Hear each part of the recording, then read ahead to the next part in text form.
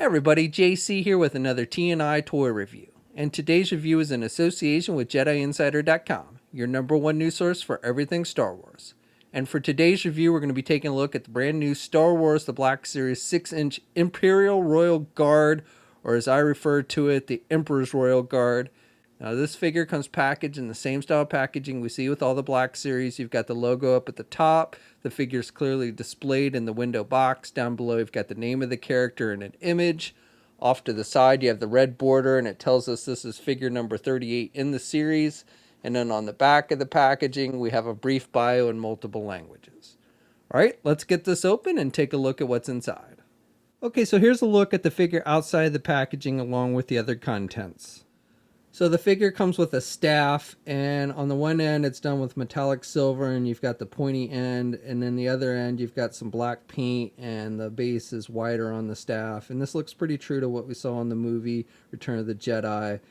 And it's done with a pretty flexible plastic. It came out of the packaging pretty straight though, so hopefully you don't have to worry about it being warped or anything like that. And he'll hold the staff in the left or the right hand. It's really up to you which one you prefer. The right hand sticks out better from the cloth cape, so that one's kind of probably the better hand to put it in. But again, you can put it in the left or the right.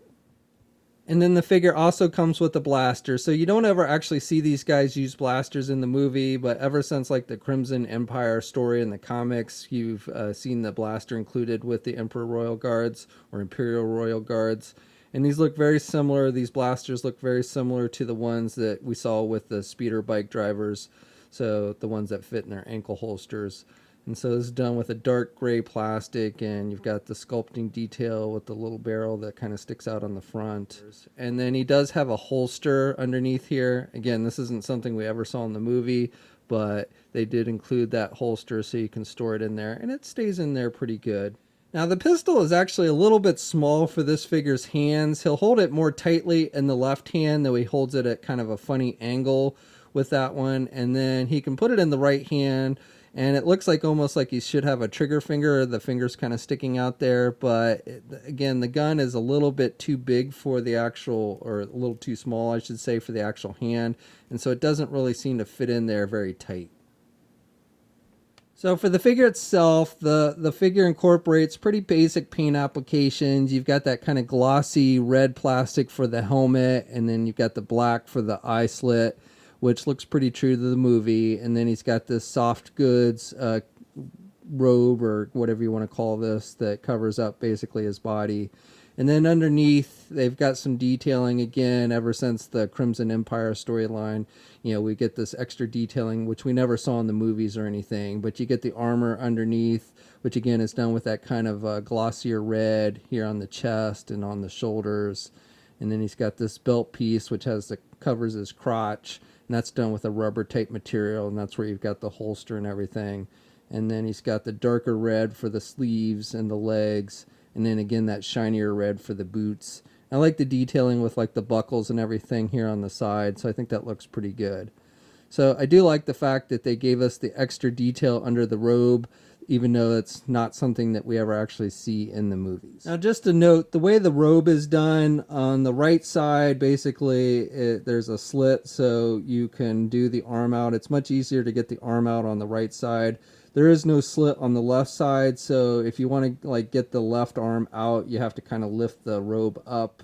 So yeah, it took a little doing, but I was able to pop the head off. It just attaches with a ball joint, and then once you take the head off, you can remove the robe so you can have the figure displayed with just like the armor if you'd rather go that route. And I should note that this belt piece is a separate piece on the figure. It's not removable, but it is an actual separate piece from the figure. So while I have the robe off, we'll go on and take a look at the articulation. With this one, you can turn the head to the left and to the right. It's limited a little bit because of the long hood mask that he wears, but you still can turn the head pretty good, and doesn't have much in the way of up and down movement. It is attached with a ball hinge joint, but because again this mask comes down over his shoulders, basically it limits that movement. You can kind of pivot to the left and right a little bit, but head movement is more restricted on this figure than we generally see with Black Series figures.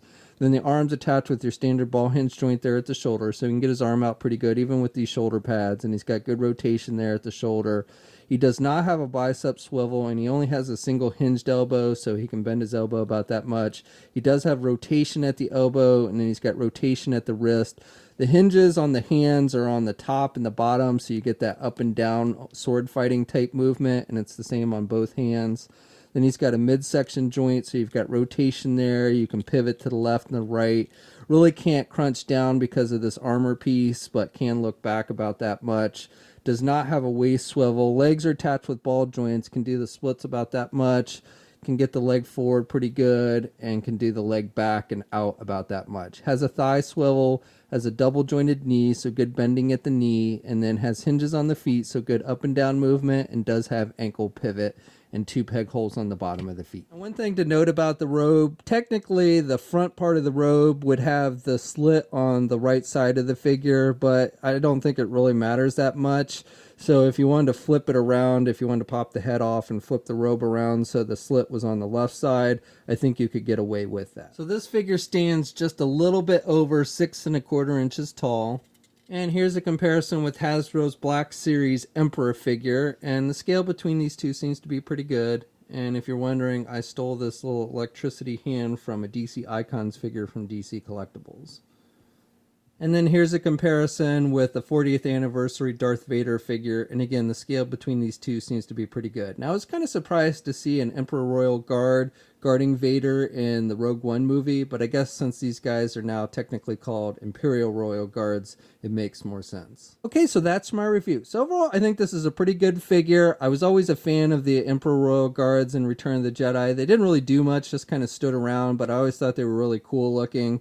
And then later on got more, made more of an impact in the comics and such. So I'm glad that Hasbro gave us this figure in the 6-inch scale. You'll probably want to pick up 2 of them so you can guard your Emperor. Usually he's always got at least 2 of them with him.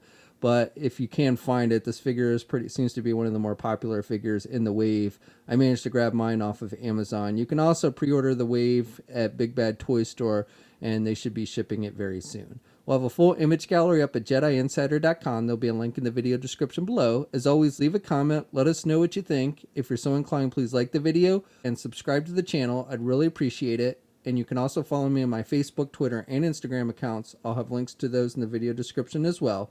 And until next time, I'll catch you later.